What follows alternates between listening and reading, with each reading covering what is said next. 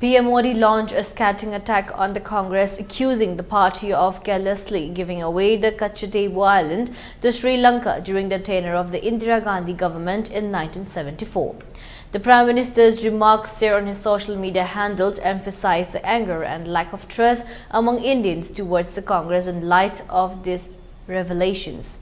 The media reports shared by PM Modi's team from an RTI reply shot by Tamil Nadu BJP President K. Annamalai on a decisions made by the Indira Gandhi government in 1974 to cede the Katchatheevu island to Sri Lanka.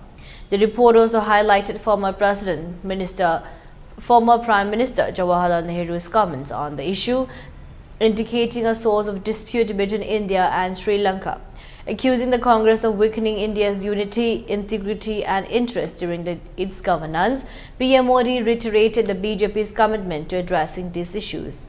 The BJP hopes to capitalize on this matter to gain political traction in Tamil Nadu as it prepares for the upcoming Lok Sabha polls.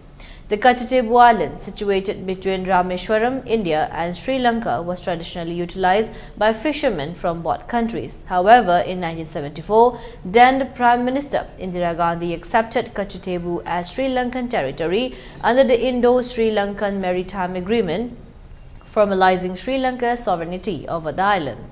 This isn't the first time PM Modi has brought up the Katchatheevu island issue.